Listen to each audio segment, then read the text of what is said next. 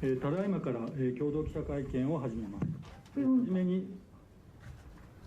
We will now begin the joint press conference. はじめに浜田大臣からご発言をお願いします。First, we will have an opening remark from Minister Hamada. まずはじめに、オースティン長官および会談の実現に尽力された皆様に、感謝を申し上げます。1月の2+2および日米防衛相会談から時を置かずして、オースティン長官と対面で意見交換を行うことができたことを嬉しく思います。大変充実した有意義な会談でした。First, I would like to express my deep appreciation for Secretary Austin and everyone involved in allowing this meeting to happen. It was a pleasure for me to have a discussion with Secretary Austin face-to-face in such a short span since we met in the 2+2 and Defense Ministerial meeting in January. We had concluded a very productive and significant meeting. 本日の会談では、昨日の北朝鮮による発射のほか、ロシアによるウクライナ侵略、中国をめぐる諸課題など、日米同盟の取り巻く安全保障情勢について議論しました。その上で、力による一方的な現状変更を許容しないこと、そのためにこれまで以上に日米が緊密に連携していくことを確認しました。In today's meeting, we discussed the security situation surrounding Japan-US alliance, including North Korea's launch yesterday, Russia's aggression against Ukraine, as well as various challenges regarding China. We confirmed that unilateral changes to the status quo cannot be tolerated, and that Japan and the United States will cooperate more than ever in this regard. さらに厳しくかつ複雑な安全保障環境を踏まえ、日米のみならず韓国や豪州との協力を深化させることの重要性を確認しました。In addition, based on the severe and complex security environment, we confirmed the importance to deepen cooperation not only between Japan and the United States, but also with Republic of Korea, Australia, and ASEAN countries. 次に1月の日米2+2において確認した日米同盟の抑止力・対処力の強化に向けた取り組みについて議論し、反撃能力の効果的な運用を含めた同盟の役割・任務・能力にかかる議論が進展していることを歓迎しました。Next, we discussed efforts to strengthen Japan-US alliance capabilities to deter and respond, as confirmed in the 2+2 in January. We welcomed the progress of the discussion on roles, missions, and capabilities of the alliance, including the effective operation of counter-strike capabilities. さらに私から核を含めた拡大抑止について、それが信頼でき、強靭なものであり続けるため、率直に議論を行っていくことが重要である旨を述べ、オースティン長官から同意が示されました。In addition, I stated that it is important to discuss candidly so that extended deterrence, including nuclear capabilities, remains credible and resilient, and Secretary Austin agreed with my views. また海上自衛隊鹿屋航空基地に一時展開している米軍無人機 MQ-9 およびバイアックが同盟の ISR 能力の強化に大きな役割を果たしていることを確認しました。In addition, we confirmed that the United States MQ-9s, which are temporarily deployed to MSDF Kanoya Air Base, and the Bilateral Information Analysis Cell, or BIAC, play a significant role in strengthening intelligence, surveillance, and reconnaissance capabilities of the alliance. 防衛装備技術協力に関しては、無人機に関する協力、極超音速技術に対抗するための将来のインターセプターの共同開発の可能性に関する議論を前進させ、協力を深めていくことを確認しました。Regarding defense equipment and technology cooperation, we confirmed to deepen cooperation and to advance the discussions in unmanned aerial vehicles, as well as the possibility of joint development in the future interceptor against counter-hypersonic technology. 本日は1月の会談での成果を着実に実行するための具体的な取り組みについて率直な議論を行うことができました。本会談の成果を踏まえ、引き続きオースティン長官とともに日米同盟の強化に向けて取り組んでまいります。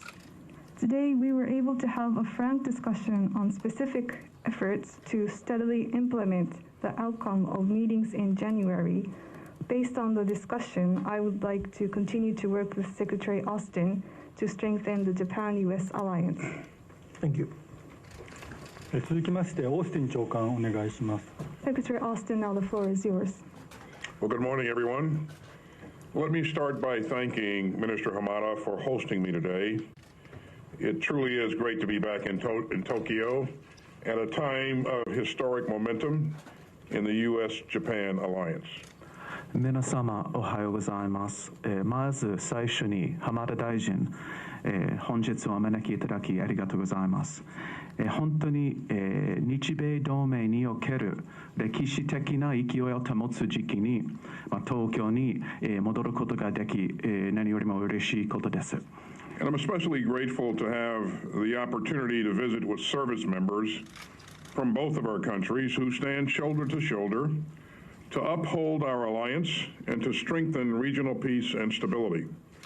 Our militaries are operating and training together like never before to maintain peace, deter aggression, and respond to crises.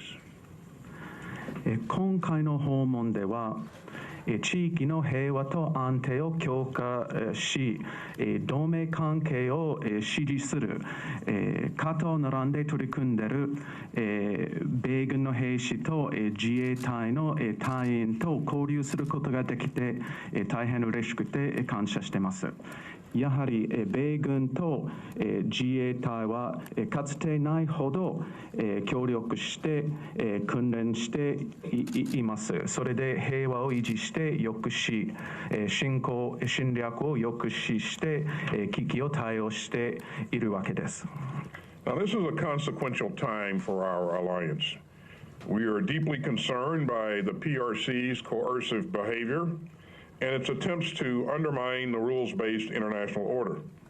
And meanwhile, Russia continues to wage its cruel and unprovoked war of choice against Ukraine. We appreciate Japan's assistance to Ukraine and your leadership in opposing any attempts to change the status quo by force. 今は同盟関係における非常に重要な時期です。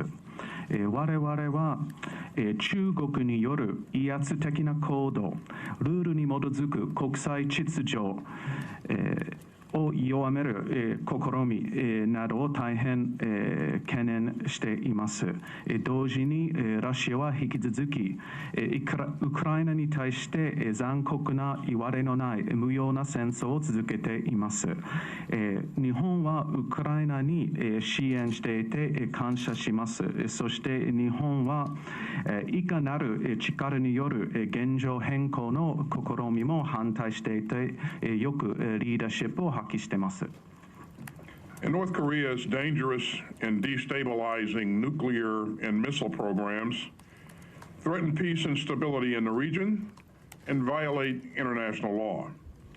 We stand with our Japanese and ROK allies in the face of North Korea's continued provocations, including yesterday's claimed space launch.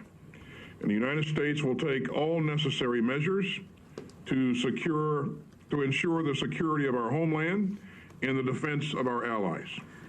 北朝鮮による危険な不安定を招く核・ミサイルプログラムは地域の平和と安定に対する脅威ですし、国際法の違反でもあります。北朝鮮の継続的な挑発に対して我々は日本と韓国の同盟国と団結しています。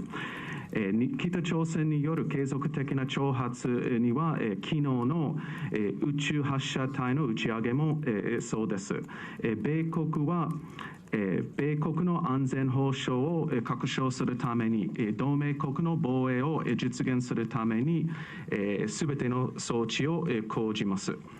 As we face these shared challenges, I am here to reaffirm America's unwavering commitment to Japan.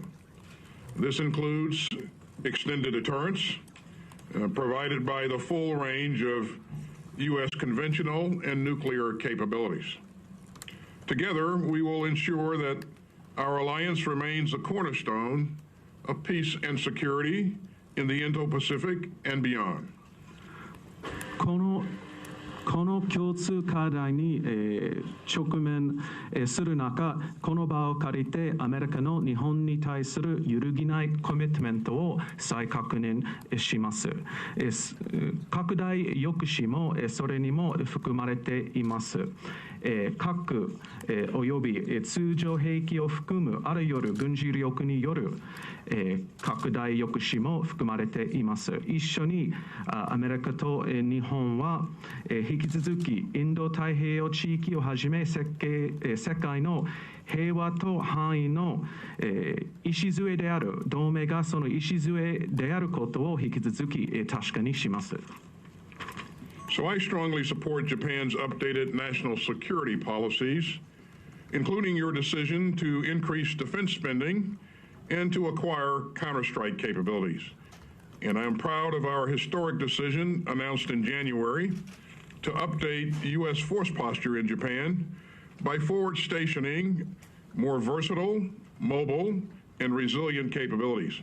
And that includes the Marine Littoral Regiment, the most advanced formation in the U.S. Marine Corps. それで私は日本の新しい安全保障政策をサポートします。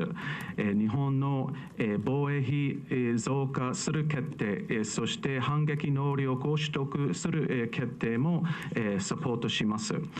1月に発表された歴史的な決定も大変誇りに思っています。日本における米国の体制をアップデートして、より柔軟性、機動性、求人性のある部隊を展開します。その中に米海兵隊、沿岸連隊、米海兵隊の中で最も先進的な編成も含まれています。We continue to strengthen our interoperability through training and exercises. We're strengthening our information sharing through new bilateral mechanisms. We're working together on advanced technologies, including hypersonics, autonomous systems for teaming with fighter jets, and advanced air defense systems. And we're increasing cooperation between our defense supply chains and building critical ties between our defense industrial bases. 引き続き、共同訓練や演習によってさらに相互運用性を高めていきます。新しい二国間メカニズムに通じて情報共有も強化しています。そして一緒に先進技術に取り組んでいます。極超音速兵器の対応、戦闘機とチームする自律的なシステム、先進防空システムなどの先進技術に一緒に取り組んでいます。そして防衛サプライチェーンに関する協力も増加しています。両国の防衛産業に関する重要なつながりも構築しています。I'm also encouraged by the important work that we're doing with our like-minded allies and partners, including Australia, the Republic of Korea, India, and the Philippines. And I look forward to deepening our multilateral security cooperation during our upcoming meetings in Singapore. So here's the bottom line. The United States and Japan have made impressive progress together, and I am confident that our alliance will grow even stronger as we keep building on this momentum. And Minister Hamada, thank you again for hosting us today. I am grateful, truly grateful for your friendship and your personal commitment to the alliance between our two proud democracies. オーストラリア、韓国、インド、フィリピンなどの同志国、パートナー国と連携して重要なこともしていて、それで大変励めされています。そして、シンガポールの今後の会合においても、さらにその多国間安全保障協力を深めていきたいと考えています。結論から申し上げると、米国と日本は今まで著しい進展してきましたし、今後もこの勢いを保って、さらに同盟関係を強めていくと確信しております。浜田大臣、繰り返しになりますが、本日お招きいただき、本当にありがとうございました。日本とアメリカ、2つの誇り高い民主主義国家における同盟関係に対する個人的なコミットメント、友情も大変感謝しています。ありがとうございます。続きまして代表質問に移ります。時間の都合上、質問は日米それぞれ1問ずつとさせていただきます。Next, we will move on to the representative question. In the interest of time, we will have one question for Japan and the United States each. はじめに日本側から1問ご質問をお願いします。First, we will have one question from the Japanese side. 読売新聞の天野と言います。日本側を代表しまして浜田防衛大臣に質問させていただきます。両大臣、会見の冒頭、両大臣からもご言及がありましたように、北朝鮮は昨日国連安保理決議違反となる弾道ミサイルの発射を強行しました。本日のオースティン国防長官との会談では、昨日の北朝鮮の弾道ミサイル発射を含め、日本周辺の安全保障情勢についてどのような議論を行ったのでしょうか。具体的に教えてください。My name is Amano from Yomiuri Shimbun. I have a question to Minister Hamada. As both secretaries mentioned in the beginning of the meeting, North Korea forced to launch a ballistic missile, which is a violation of the UN security resolutions. So I would like to ask what kind of discussions you had of the security situation surrounding Japan, including yesterday's launch by the North Korea. I would like to ask what kind of discussions you had specifically. 会談では昨日の発射を含め北朝鮮の核ミサイル問題について日米双方の認識を共有しました。In today's meeting, we shared both sides' recognition of North Korea's nuclear and missile issues, including yesterday's launch. その上で北朝鮮の挑発行動に対して一致して迅速に行動できるよう日米間でさらに緊密に連携していくことを確認しました。And we confirmed to further work closely between Japan and the United States and Japan, United States, and Republic of Korea, so that we can rapidly and act in a concerted manner against North Korea's provocative actions. また中国をめぐる諸課題への対応にあたっては引き続き日米で緊密に連携していくことで一致しました。同時に中国との率直な対話の重要性を確認しました。In addition, in response to challenges on China, we concurred to continue to closely cooperate between Japan and the United States, and we also confirmed the importance of keeping a frank dialogue with China. さらに台湾海峡の平和と安定の重要性を改めて確認し、両岸問題の平和的解決を促すことで一致しました。In addition, we reaffirmed the importance of peace and stability across the Taiwan Strait and concurred on encouraging the peaceful resolution of the cross-strait issues. 次に米国側から一問質問をお願いします。Now we would like to move on to the U.S. side. Question from the U.S. side will go to Mr. Peter Martin, Bloomberg News. はい、ブルームバーグニュースのピーター・マーティンさん、お願いします。Thanks very much for doing this. For Secretary Austin, I have two questions. First, how helpful would it be if Tokyo reconsidered its position on providing lethal aid to Ukraine, especially in the light of the fact that it's in the process of decommissioning a number of multiple multiple rocket launches? And second, what's your reaction to the Chinese defense minister declining to meet with you at Shangri-La? How do you minimize the risks associated with misunderstandings or accidents without working mill channels? And then just finally, if I may, for Minister Hamada, why does Japan need a Tomahawk counter-strike capability now? And could Japan employ that capability against China without US approval or assistance? はい、ありがとうございました。長官に2つの質問、大臣に1つの質問させていただきます。1つ目の質問は、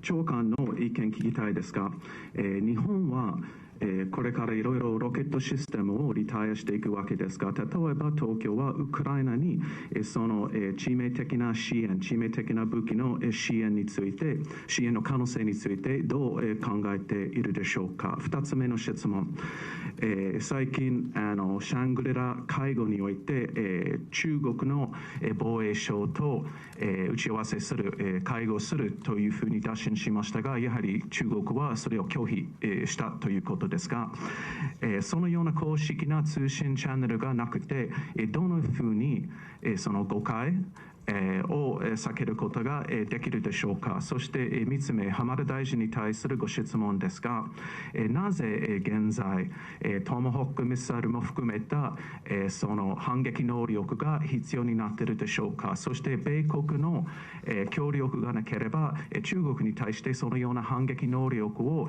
生かすことができるでしょうか。Thanks, Peter. First, regarding your question on possible benefit that Ukraine would realize if Japan changed its policies. Let me up front thank Japan for the tremendous support that it has provided to Ukraine already in terms of humanitarian assistance and in other things. I want to also thank the minister for participating in every meeting of our Ukraine Defense Contact Group that gets together on a monthly basis. And his presence here, you know, the Japanese presence here sends a strong signal to the world in terms of, you know, what Japan and what Japan's leadership is all about. Certainly, Peter, if you know, changing their policies, that's a decision to be made by national leadership, but any bit of support that Ukraine can get, additional bit of support, is always welcome. So, but again, I would defer to Minister Hamada to answer specifics on that. The second question that you asked was regarding the Chinese declining to meet with me, the Minister of Defense declining to meet with me. I think that's unfortunate, but we're going to continue to do what we are doing in this region and others, and that is to work with like-minded countries who share common values and common goals to continue to promote a free and open Indo-Pacific. And again, you've heard me talk a number of times about the importance of countries with significant capabilities being able to talk to each other so you can manage crises and prevent things from spiraling out of control unnecessarily. And as we take a look at some of the things that China is doing in the international airspace in the region and the international waterways, you know, the provocative intercepts of our aircraft and also our allies' aircraft, that's very concerning, and we would hope that they would alter their actions. But since they haven't yet, I'm concerned about at some point having an incident that could very, very quickly spiral out of control. But again, I would welcome any opportunity to engage with leadership. I think defense departments should be talking to each other on a routine basis, or should have open channels for communication. So, Mr. Hamada. Yeah. 今ご指摘のあった点、いわゆるトマホークをなぜ今というお話がありましたが、我々の安全保障環境の今見たところによれば、これを情勢分析をしたときに大変ミサイルの機能というのが大変複雑的にですね進化をしているわけであります。それを撃ち落とすだけの能力を今我々は持ち得ていないということであって、そしてまたこれに対して我々は最低限抑止力としてのトマホークということを考えてきたわけであります。これは防衛3文書の中でも我々記述をしておりますけれども、我々のこの最低限の反撃能力というのは当然のごとくこれからあらゆる事態に備えた中で考えて反撃能力を持つという決断をしたところであります。その意味合いにおいて今後それをどのようにというか、それをどのように使っていくのかというよりも、我々とすれば我が国に対してどのような攻撃を仕掛けても無駄だと、逆に大きな手ひどいことを受けてしまうので、それを抑止するというか、それをやめさせるための存在だというふうに我々としては認識をしているところであります。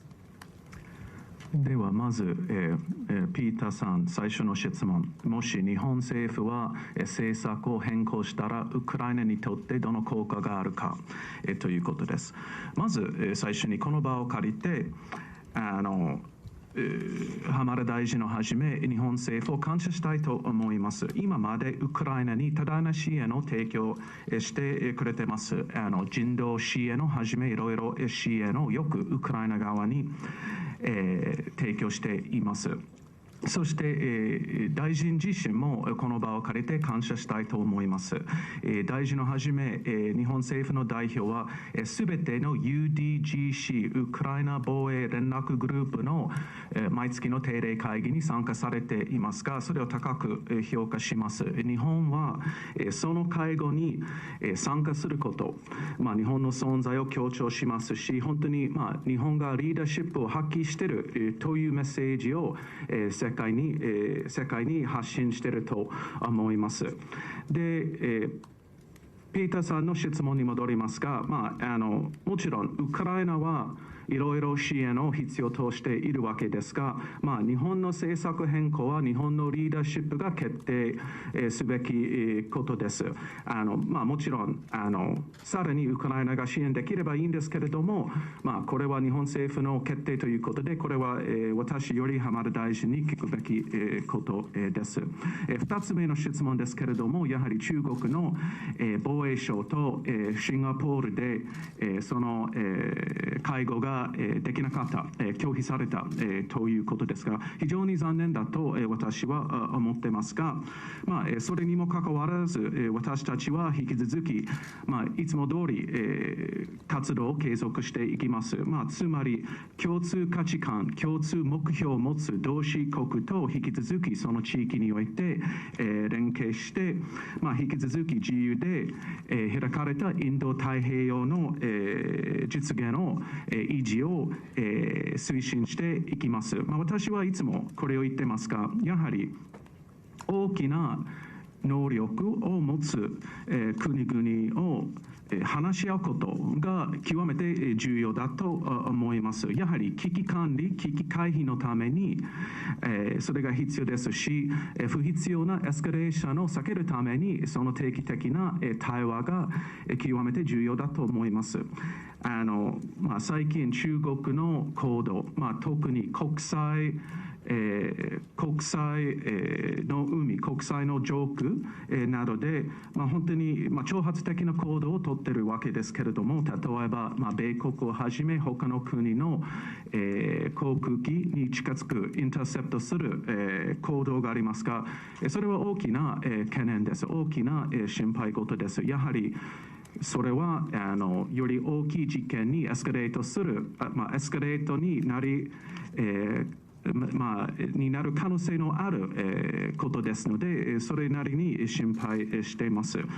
引き続き私たちは中国側のリーダーシップと話すきっかけ、すべて、どのきっかけでも歓迎するわけですが、やはり私の考え方は、国防省の代表、国防長官、国防省の同士が定期的に話し合うことが極めて重要であることです。And as for your question on why we need Tomahawks, if we look at the current security environment, the missile technologies has been advancing and increased in their complexity. So at this moment, Japanese do not have a capability to counter-strike. So we believe that by having such counter-strike, we can increase our deterrence. And as stated in these 3 strategic documents, we have made a decision to possess counter-strike at the minimum level to be prepared with all kinds of situations. And rather than focusing how we use it,